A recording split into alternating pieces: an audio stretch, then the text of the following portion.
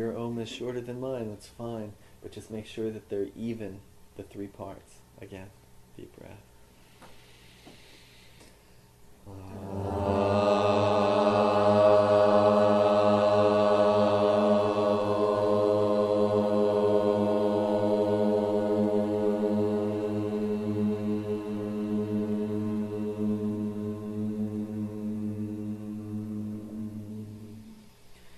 And then Ah is in the lower part of the body, the U is in the middle part of the body, and the Anunasika is the top part of the body. So as the sound goes up, feel the energy vibrate in those parts of the body. Deep breath in.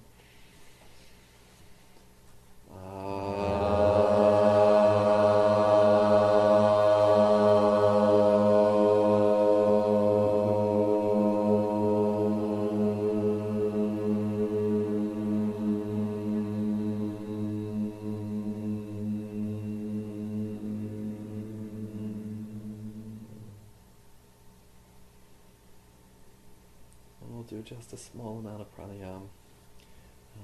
Inhaling silently. Inhaling the Ah, holding on the O, and exhaling on the internally. Inhaling on the Ah, holding on the U, and exhaling on the and continue for a few moments. There's the last one. Okay, so our zodiac. Okay. Getting worse. Did you take some of the I did. Okay. There, Mary.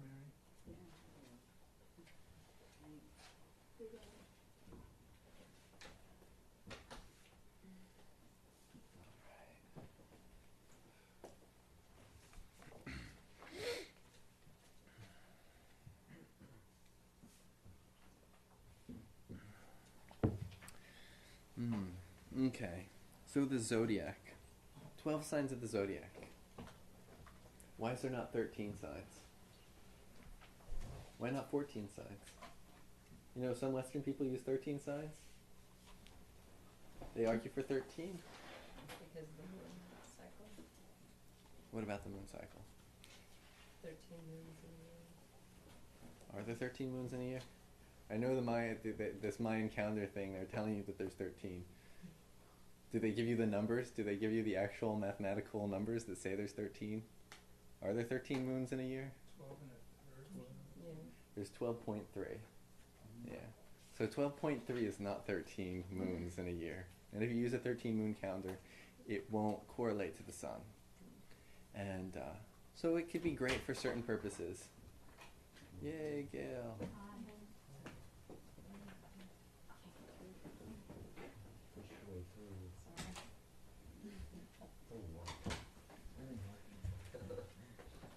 So everything has a purpose. Everything has a purpose and a way to use it. So there is a way to use this Mayan 13 moon reality. But for our purposes, we're being very scientific. And there's 12.3 lunar months in a year.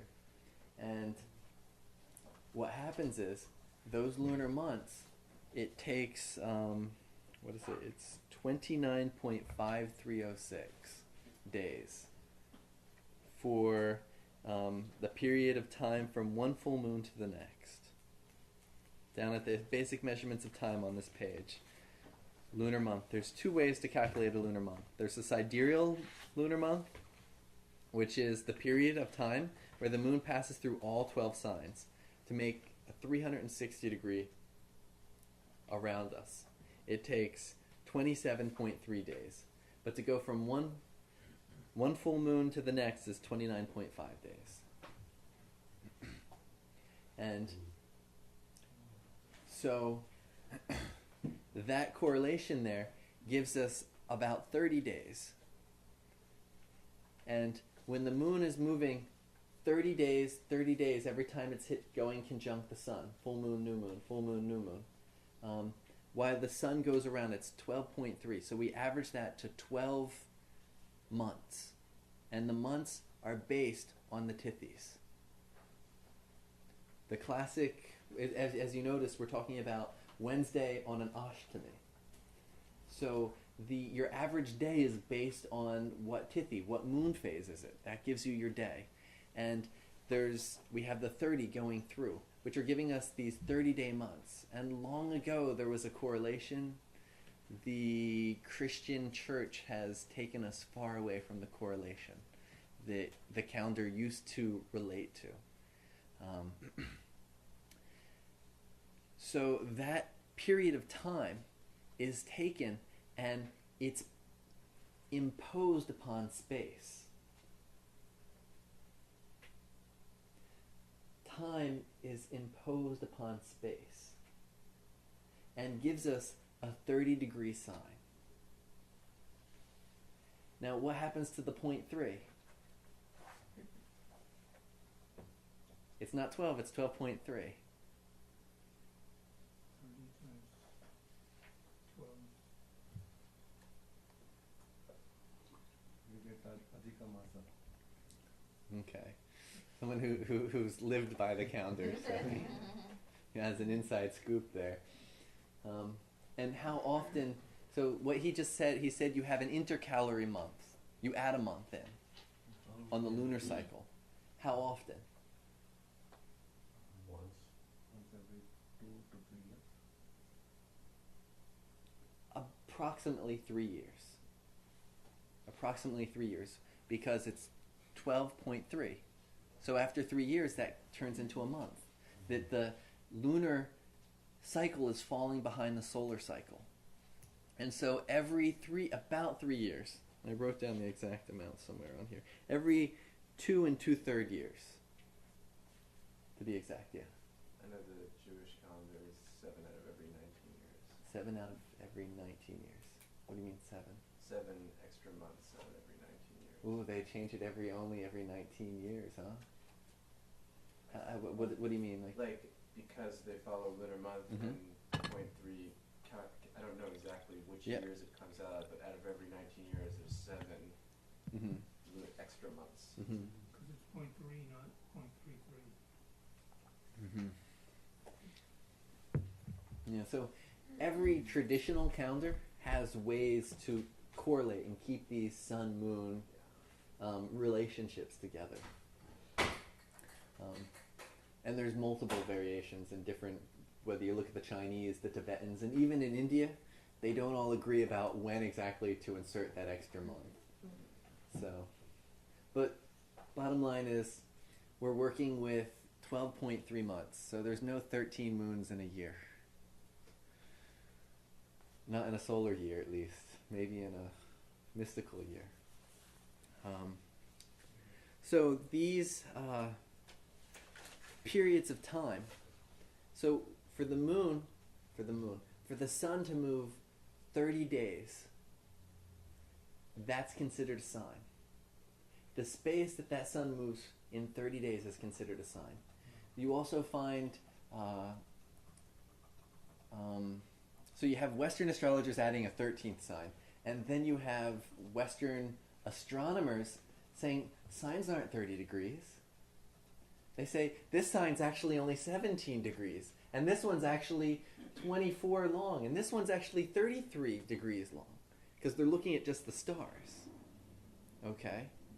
And so they're giving you these calculations where the signs are all different shapes and lengths. But is that what it's based on? It's not based on that. It's based on time imposed over space.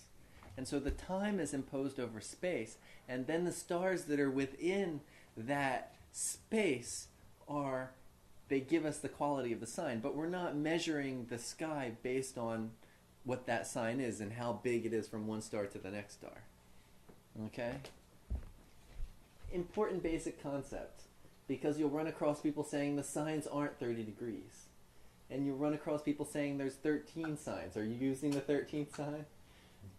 And you got to know that you don't use the 13th sign, because you're not based on, squeezing the length of signs together to squeeze in a 13th sign. We're based on an imposition of time. And the correlation between time and space is very important. The fact that we can impose time on space is a very important concept. Not just for the sky, but on our entire lives. That time affects space. It doesn't mean that much yet, does it? But it will. Yeah. Okay. So we got the lunar month, we got the intercalary month, and we have why there's 12 signs.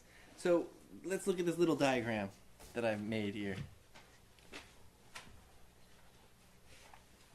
We're going into the mathematical stuff first, so that you have some... Hey, you made it. You just came late so you could avoid the math, right? As I was saying, we're doing this mathematical stuff first, so that we understand the Ganita. If we remember last week, I taught that there's 3 branches. Ganita, Hora, and Samhita. And actually, it's interesting. Remember how you were arguing with me about, not arguing, but questioning Samhita and Hora. And Samhita and Hora being left eye versus third eye. There was some discussion last week all about that. Arguing exactly that Hora should be the third eye, Samhita the moon, the left eye. But that's another. But as we know, there's 3 branches, and so we have to. I'm trying to encompass all of them together as we go through. And so this is our Ganita aspect. We're not just going to understand the Hora aspect of what does the sign mean, we also have to understand the Ganita aspect of where's the sign come from in the first place. Okay? So in these signs here, we can see that it's this band around the sun. Now, there's thousands, billions of stars out there. Why are we only focused in this area? Because this is the area, within a certain amount of, around the imaginary line where the Earth traverses around the sun. So from looking at outside at the universe, that's where the Earth is traversing. From looking on Earth, what does it look like? What is this band of stars? Oh, it's where the sun appears to be traversing. Just the sun? Well, all the planets. Not the Milky Way. The Milky Way is in this. Or the moon. It's our solar system. But there's stars all around us. There's not only stars in this one Why band. did they pick this one? Well, because the sages said so. No, it's never a reason. Oh, the Earth's rotation. This is the ones that grab you. Okay. Because So because the solar system is planar, more or less. it's planar. And what that planar motion does, planar. Planar meaning, and I don't have any pictures in here. So if this is the sun here, the Earth is moving around it like this. Okay, in a circle. It's not moving like this randomly all around. Okay? It's moving in this particular plane. And if we look inside, Mercury is moving in the same plane. And Venus is moving in the same plane. And outside, Mars is moving in the same plane. They're all moving in the same plane. Within 6 degrees or something? 8 degrees. Yeah. Yeah. They're all moving in this same plane. Okay? Right here. So what happens is, when we're looking from the Earth, that plane is actually, we're slightly tilted in the way we're spinning. So if this plane is moving like, this is the plane right here, our Earth is spinning about like that. Okay? From this, if this is flat, our Earth is spinning about like that. So that plane, from our perspective, it actually cuts across the sky diagonally this way. And then diagonally down. So this is the plane of the universe, not the solar system. So if I wanted to find Mars right now, Mars would be somewhere in this plane.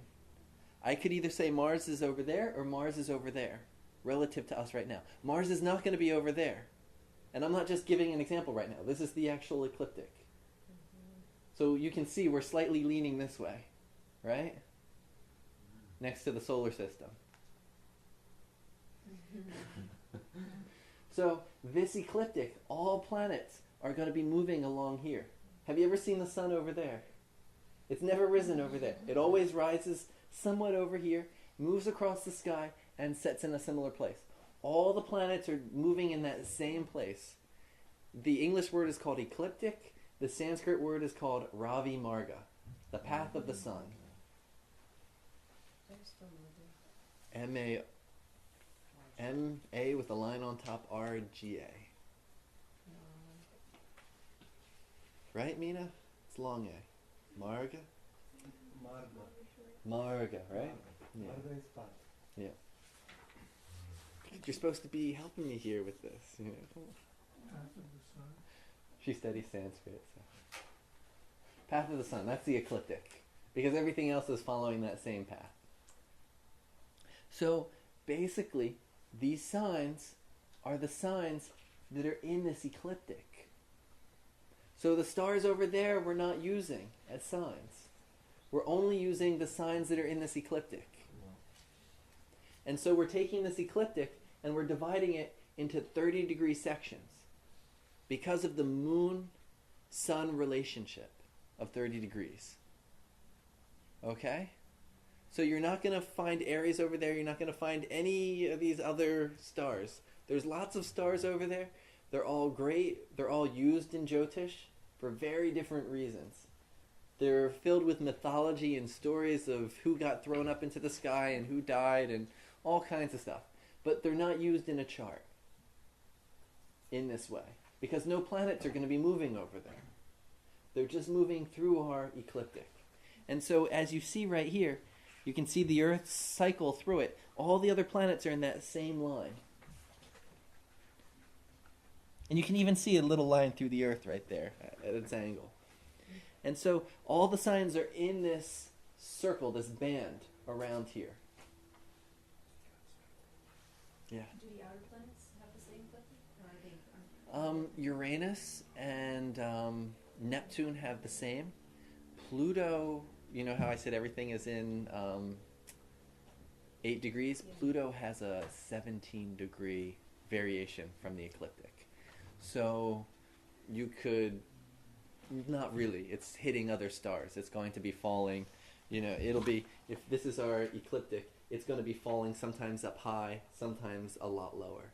It's a very irregular. If you just search online for ecliptic and Pluto, you'll see pictures of, the cycle of it and how everything's kind of flat and it's kind of going a bit outside of that reality. And there's a lot of debate whether Pluto's even a planet or whether it's just some asteroid that's been sucked in on the scientific side of,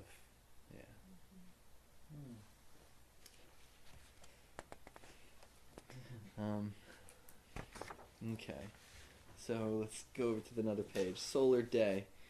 A solar day is the period of time between one sunrise and the next. A day from the Western perspective is what? 24 hours. Yeah, from when to when? Midnight. 24 hours. 24 hours from when? Midnight. Midnight to midnight. Midnight's considered the darkest part of the whole of the day-night cycle. It's the deep darkness. And so, from the Western perspective, we're starting the day in the deep darkness. And as we talked about Muhurta last week, Muhurta is the time that whenever you start something, it carries that energy with it. So if the day starts at the darkest time, it's carrying some dark energy with it. And in Kali Yuga, that's when the day starts. The day that most people will use on the planet in Kali Yuga will start from the darkest part of the day. So we're in Kali Yuga, the day is starting from midnight. For Jyotish perspectives, when we start doing remedies, when we're looking, because what day were you born? We're going sunrise to sunrise. We're starting when the sun rises. That fresh, birthed energy of the sun starts at sunrise. Okay? So if you were born from a Western perspective at Saturday night, maybe 2 o'clock in the morning / night, you were still born on a Friday. Even though officially from the Western perspective, it's officially Saturday. Saturday doesn't start till sunrise. Now if you look in the Jewish tradition and the Muslim tradition, the day starts at sunset. A whole different reality. You can see what's coming from what yuga, you know. But from the Jyotish perspective, and even when I have 1 or 2 Muslim people that I do Jyotish for, and certain remedies we fast for 24 hours. Do we fast midnight to midnight? From the Jyotish perspective, we fast sunrise to sunrise. But for these Muslim clients, I have them fast sunset to sunset. That's their day. Why have them try and follow something Vedic? The concept is there, that it's your day. So what your religion calls a day, that's when we have to fast.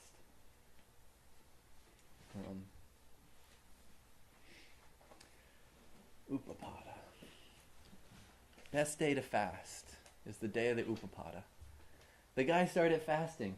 And you know, somebody could tell me, well, maybe that doesn't work. You have to follow the Vedic day. I gave him the puja. He did it once. The Upapada fast is to, if you're not married, it brings the marriage person into your life. If you are married, it brings stability to the marriage life. Huh? What did you say? It brings stability. It brings good energy. Mary left. She could have told you, you know. She was... Can you pause that for a second? Your chart. And as we get to it, and Upapada, on one side it's good for marriage, on another side it's good for just about from the Vedic perspective, yeah, go for it. From the Vedic perspective, marriage is considered a blessing. What a blessing it is to have a happy marriage. How many people don't have happy marriages? When dharma, when everything is good in life, that partner is there. That's the blessing of life. So the Upapada, when you fast, you get the blessings of life. But it also shows up on the spiritual level, it shows up on the monetary level, it shows up on the job level, it shows up on everything. So that Upapada, the UL, which we'll calculate probably 2 classes from now. Or is it next class? Do we do special ascendants next class? Or the class after? 2 classes. We'll be I'll show you how to calculate the Upapada. But basically, there's a sign that it's in, and the planet that rules that sign, that day is the day to fast. So it'll improve other relationships as well. Primarily the partner in your life. And your own good luck. Oh, okay. Yeah. It's a weekly thing. Oh, it's a weekly. If you gotta fast, based from the Vedic perspective, you want to be fasting once a week. Oh. But if you're going to be fasting once a week, then you want to make sure you fast on the day that it's going to be the most powerful. And that's the day to fast. Upapada. Yeah. So anyway, sunrise to sunrise. The first Upapada? First Upapada, the root. Okay. Yeah. Even though, All right. don't jump ahead. But yeah, root Upapada. I just wanted to know. Root, the root. Okay. But if We water the roots of the tree, the fruit grows. Oh. if the person is the second marriage, the third marriage, and we look at The root. still the root. So the fasting happens on the root. Remedies go to the present marriage. But the remedy, the fasting is always the root Upapada. Because it's the root of the 12th house. It's that which is, it's loss, it's taking. So you give it, and it's happy. So solar day, importance. And the Upapada was just an example of why it's important to have a definition of a day, because there's reasons that we need a definition of a day. Solar year. There's 2 types of solar years, and this is a important concept, which you had a slight introduction to already, and now we're going to go very deep into it.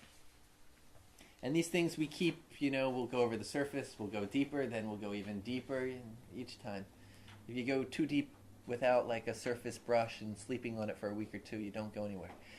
Umesh was teaching us how there's a difference between the two zodiacs, right? So this is where this difference is coming from. The tropical year is the period of time from one spring equinox to the next. From one spring equinox to the next. And if you look at the number, it's 365.2422 days. That's a tropical year. A sidereal year is the period of time wherein the sun passes through all the 12 signs. So if we take a star and we say that that star is the beginning of Aries, from the sun to go from that star all the way around to get to that same star position, the stellar position. Sidereal is the stellar position. Okay? To get to that same sidereal position takes 365.2564 days. Very small difference, right? It's 20 minutes. You don't think 20 minutes, no big deal, right? Right? In the short term. Exactly. Over a few thousand years, 20 minutes a year adds up. And what happens is, between that stellar position and that equinox, it begins 20 minutes. Slightly different. 20 minutes, 20 minutes. And after a few thousand years, it begins to shift. And it shifts about 13 degrees every 1,000 years. 13 degrees, what is 13? 20 degrees. One lunar sign. So one lunar sign every 1,000 years. So when we have the ages, the various ages of time, those ages of time are, from the Vedic perspective, are based on the nakshatras, the lunar zodiac, which we discussed slightly in the first class. Now, at the time the Vedas were written, if you look at all the pyramids and Stonehenge and all these places, they all line up to calculate where the sun is going to be on the spring equinox. And if you notice, the sunlight comes in and hits a certain rock on the spring equinox. So they know exactly when the spring equinox happens. Okay, has anybody done research on that and seen how all these temples, all these ancient, so they're calculating exactly when that spring equinox is and where the light's going to be. Now, what sign is the sun in when that spring equinox happens? It's changing slightly. Because of this, it changes 20 minutes every year. And when the Vedas were written, we know the dates of the Vedas because they said that the sun at that point in time was in Taurus. Particularly Rohini, a nakshatra, a star in Taurus. They tell us that they're writing this at that period of time.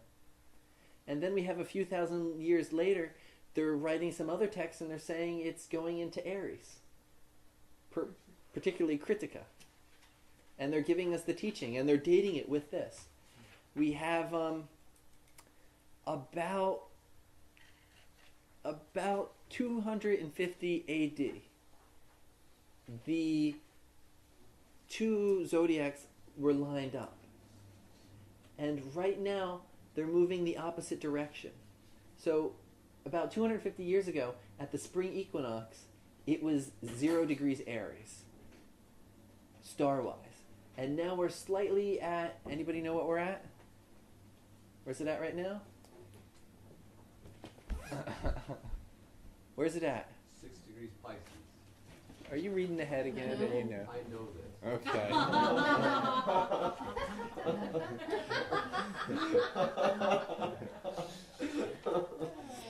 So if we look down here, this little diagram I drew with the two zodiacs. The inside zodiac, you can see the spring equinox, the summer solstice, the winter solstice, and the fall equinox. And you can see, now, the inside zodiac is the tropical zodiac. The Sanskrit word is Sayana.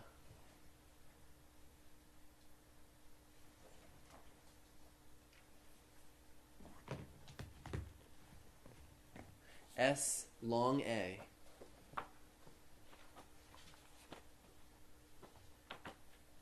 I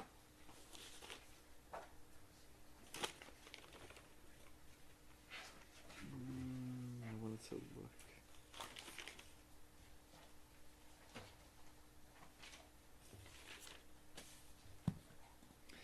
And this inside one we call the Vishnu chakra.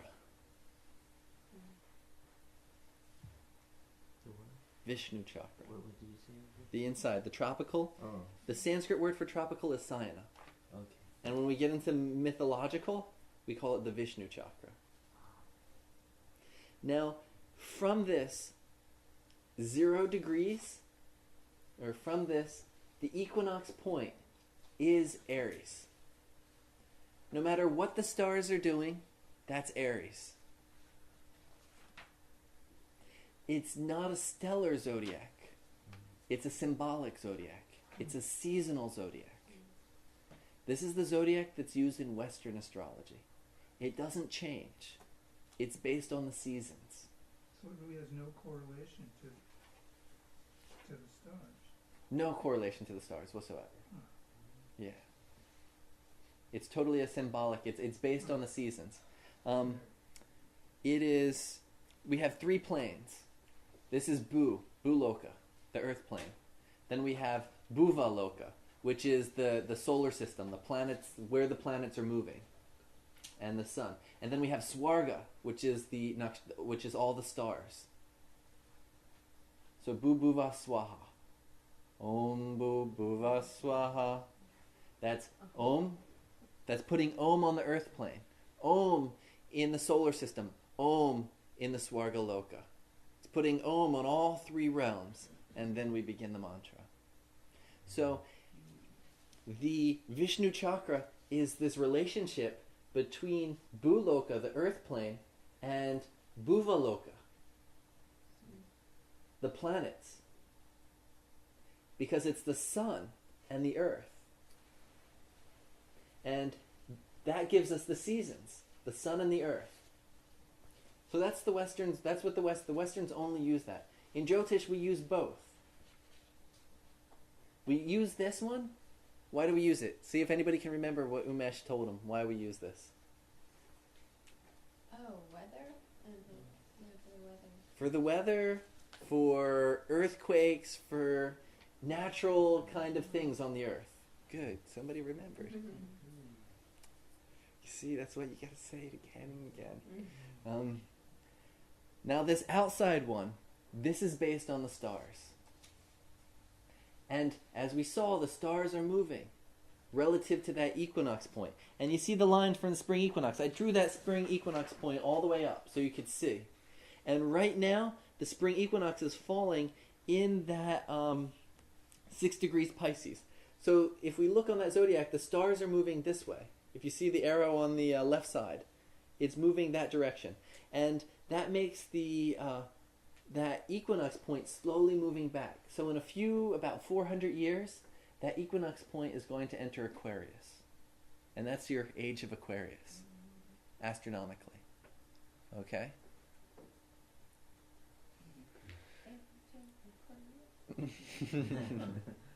But that's where that age of Aquarius is coming from. It's coming from this shift. Now this outside one, it's called the Nirayana. It's written down on the page 3 here. Nirayana.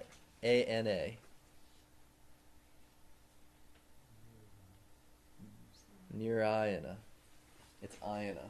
Nirayana. And that's called the Sidereal, based on the stars.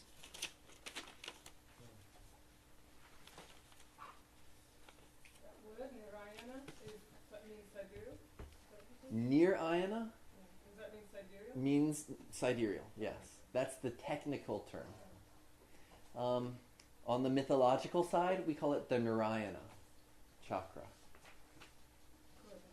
Narayana. Oh, Narayana is a form of Vishnu. So the other one's Vishnu and this one's Narayan. The technical term is Nirayana.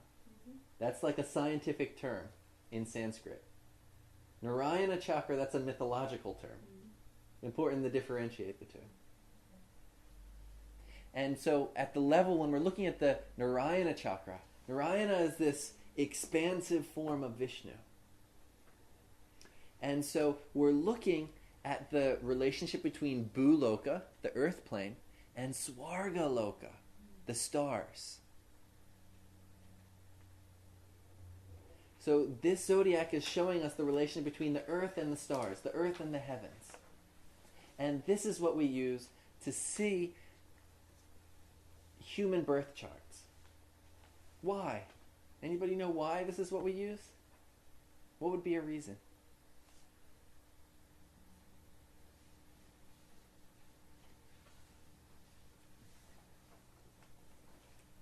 Because somebody told us so? Huh? Come on. Because the planets affect who we are. That's right.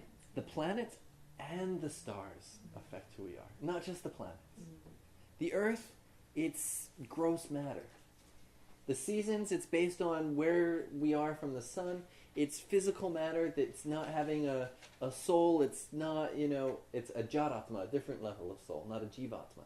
And so it's not working on the same, where we are a combination of the stars and the planets. And the stars and the planets, they're the deities. They're the devas. We are the devas. The devas are existing within us. So our effect, what's happening in our life, is based on the larger field of the devas. And so that's why we got to look at Swargaloka. Swarga means heaven. When religions talk about going to heaven and the streets are paved with gold, Jehovah's Witnesses tell me they come knock once a week or every 2 weeks, and they say that heaven is, the streets are paved with gold, I'll get to be with all my old friends, and that's Swargaloka. Swargaloka is this heavenly, pleasurable place. From the Vedic perspective, there's 7 different realms. This is Bhuloka, we have Bhuvaloka, we have Swargaloka, then we go up, we have Mahaloka, we have, we have Jnana Loka, we have, all these higher lokas. We're not aiming for Swargaloka, unless you want to die and go party and have some time off. But they say if you do that, you just end up getting reincarnated after your good karma is burned off. So everybody getting these 2 zodiacs. And we're using the sidereal, and everybody understanding a mathematical, not so fun, but I mean, if you read this, it's even less fun. So, I'm trying to make it exciting, the difference. Now, a point of argument. I keep telling you all these points where people disagree, right? Seems like they disagree about just about everything, huh? The difference between the 2 zodiacs? You think everybody agrees? You think everybody says it's exactly 6 degrees Pisces, or you think some say it's actually 550? Some say, no, it's 630.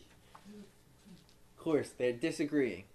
And if we look at this chart on the top of page 3, it shows these are 1, 2, 3, 4. These are 5 main ones used. We use the first one called Lahiri Ayanamsa. The difference between the 2 zodiacs is called the Ayanamsa. And each year that Ayanamsa is growing by 20 minutes of time. Now, the difference in why these people are saying that there's a difference in the space between them is, as a stellar zodiac, we're calculating a starting point, and then we're going 30 degrees from that. The exact star point that they're using, not everybody's using the same exact star point. Some people are using particular stars. Some people are using a star in Libra and saying that the zodiac starts 108 degrees from that. The one that we use is, in Aries, doesn't have anything that really stands out bright star-wise. And Libra, there's a star called Chitra. It's a very bright star. And so we take that point and then we go 180 degrees from it, and we say that that's the beginning of Aries. So Lahiri Ayanamsa is calculated from 180 degrees from Chitra. So if you see, it's called Lahiri Chitra Paksha. And the exact star, it's called Spica at 0 degrees Libra. But you see, the Fagan-Bradley Ayanamsa, which is what a lot of Westerners use, they use Spica, but they're calculating Spica at 2906 Virgo. Slightly different, but it ends up being, when you start fine-tuning calculations and dashas, it does make a difference in time. Some people use Raman Ayanamsa. What's Ernst use? The Arctic Galactic. Oh, he has his own one, huh? Yeah, I think no, yeah. Some South Indians use the Raman Ayanamsa. Krishnamurti has his Ayanamsa. Yogananda's guru. Yukteswar has his own Ayanamsa. There's various Ayanamsas. Officially, by the country of India, the official one is Lahiri. What our guru says about it is he says it's not 100%, but it's the closest one.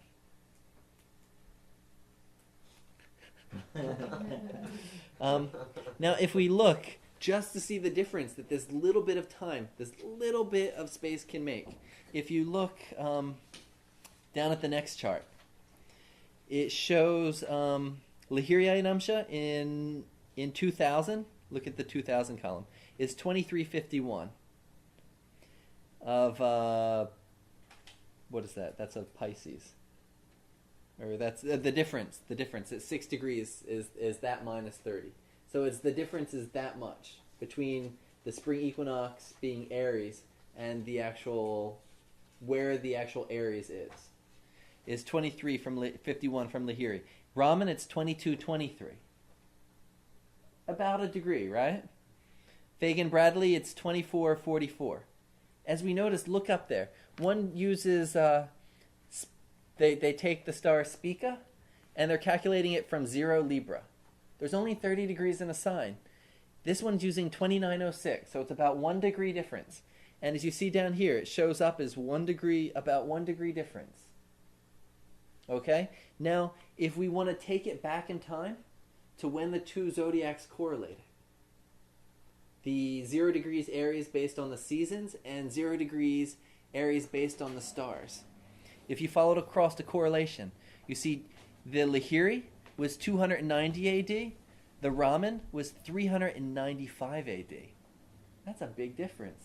That's 105 years. So 20 minutes adds up. Yeah. Still the last question. Yeah. It's 20 minutes every year. 20 minutes of time. 20 minutes of time. Yeah. So is the 20 minutes of time turned into 1 hour? Does that turn into a degree? 1 minute of arc is equal to 2 minutes of time. 1 minute arc. 1 minute of arc is equal to 2 minutes of time. It's right there in the bottom of this first calculation. I'm not going to get too mathematical because people start falling asleep on me. Do you have any more hands? Do we have any more? Where'd they end up? Can you give me a short why? Why what? 1 minute of arc is equal to 2 minutes of time. Just when because it's 360 degrees around us, and just how fast things, what that correlates to. That is the scientific correlation. Okay. So So- it's 12 hours. Like, why wouldn't we call 1 minute a 2 minute interval? You know what I'm saying? You're saying 1 Like, minute. Why separate of arc and of time? Yeah. Why separate of arc and time? Because otherwise,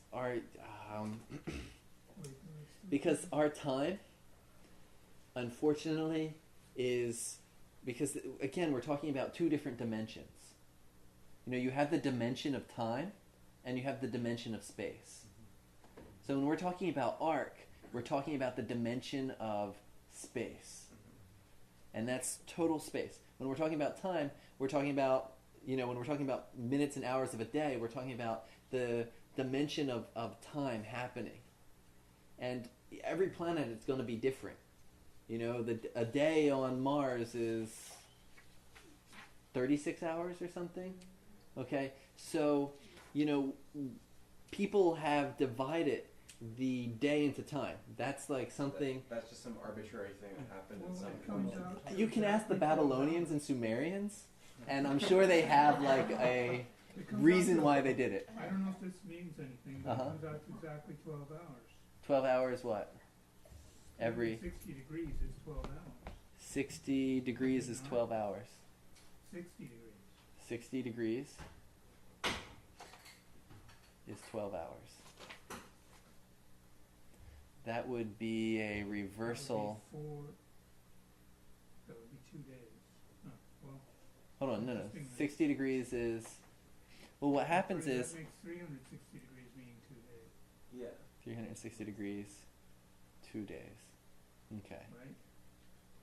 Now you're getting into. I think it's I'd have to do that on paper. It's weird that it is that it correlates. There has to be some correlation because the Babylonians and Sumerians weren't So- making stuff arbitrarily. Well, yeah, I guess that's just what I don't know is why Yeah. we have a minute actually be a minute. That's It something shouldn't that be the same word, No, actually. it's a conception. it's no, in the Vedic mathematics, there is something called Ghatika. yeah. You All see, start from that. the thing is, when I say minute, I'm talking in a Western term. Yeah.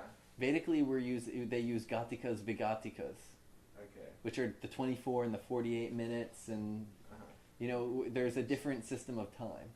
Okay. So you got to be careful about getting the Western time confused with the actual movement of the sphere of space. Okay. And it'd be nice if like everything in the universe correlated and there was these absolutes, but It's just like metric versus. Yeah. Exactly. So So I'm sure there's a good reason. The Sumerians were, they didn't make up the 360, 60, 30 Does it kind have of. anything to do with the tropical zodiac, or you don't know? Well, the thing is, the University of Berkeley, and I want to get some of these books. They have Sumerian cuneiform tablets that have birth charts on them, and if we can figure out what those charts are, throw them into a thing and calculate, we can find out what Ayanamsa they were using. Because it wasn't zero, they weren't following, they had to be using a stellar zodiac. They weren't using a tropical zodiac. So it'd be interesting to figure out what the difference was at that point and to see how they were playing with the numbers. At the moment, I haven't seen anybody who knows cuneiform and is into Jyotish that much. So, but they have clay tablets Yeah. of charts from that period of time, when the Ayanamsa was in Taurus, and at that period of time. Is there anyone at Berkeley that knows cuneiform then? There must be. Not that I know. Okay, what's our time? Because I gotta stay focused to get a lot covered. Huh? 12:25. 12:25. Okay. Definitely an area you can research if you want, though. But we can see here. My main thing was to show you that over a period of time, you see that it can add up to years of difference.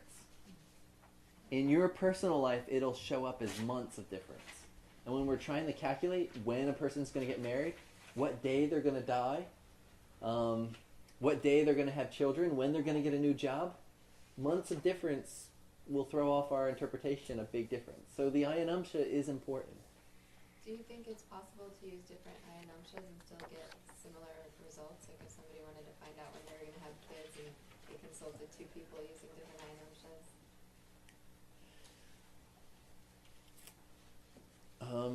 From the level of dashas, there should really be one Ayanamsa. Because the dashas change. And there's only one way to use the dasha. When you're using some other techniques, maybe. So the variation of Ayanamsa is just the people having free will and playing with things. But bottom line is there should eventually, with computers and computing powers, be able to be some research done where you can look at an effect in a human's life and look at the Ayanamsa and calculate what the Ayanamsa is. But then you throw in another whole thing is the Ayanamsa isn't a perfect, like you're talking about time, there's always 60 seconds in a minute. The Ayanamsa, it's not always perfectly 20 minutes every year. We're talking about planets and ecliptics and gravitational pulls. There's slight, tiny variations of a few seconds that in a few thousand years make a difference. So, Short question about Ayanamsa again. okay. If it's a short question, Short if one. it has a short answer, I'll answer. In Ayanamsa, we just use it to refer to when like that point that we start. The zodiac, I don't know exactly how to say You're it. saying, why do we need That- the Ayanamsa, no, basically? Yeah, we use the Ayanamsa just to know where we start, right? Well, the Where Ayanamsa the shows equinox is. on a level. You see, the computer's going to calculate our charts for us. So on some level, we could never learn the Ayanamsa and never need to know it if we want it to be ignorant. But then, why is your sun sign different in the Western tropical zodiac than it is in the sidereal Vedic zodiac? And it's about 20, this Ayanamsa, it's about 23 degrees difference. So if you take if you look at your Western chart and your sun sign is 26 degrees, in your Vedic chart, it's going to be 3 degrees. So that actual calculation of where the planets and stars are, what sign the planets and stars are in, that's why we need the Ayanamsa. For that calculation, to know. And so when we're talking about signs, and why I bring this up is because there's a difference in the signs between the tropical and the sidereal, between the Western and the Vedic. And I'm saying Western Vedic, in Vedic we use both. But if you go out your general astrology, they're using a tropical, your sun sign might not be the same. And this is the reason why. It's because of the Ayanamsa. So the Ayanamsa is important because it's where things are in the chart. And it's If why you're there's on a the difference. Huh? If you're on a cusp, you care more. I don't know. If you're under 23 degrees, you care more, which is most people. Over 23 degrees, it still stays in the same sign. Under 23 degrees, it changes signs. Does that make sense? Yeah, I'm just wondering why we even care about comparing it. Why don't we just go by where the stars are? Measuring the stars is not easy. The actual mathematical calculation, it's a big sky. And when you start aiming out to get an exact laser beam precision of where it actually starts, is it right there or is it right there? But measuring the equinox is easy. It's yeah. So that's You send out the equinox and then we do So the math. tropical zodiac is easy. Exactly. So we measure the tropical, we do the math of how they're different, and then it's very simple. And that's the way we figure it. But We we can't don't figure know it out how the any other stars way. are moving relative to each other. There's no way we can know. Oh, they are moving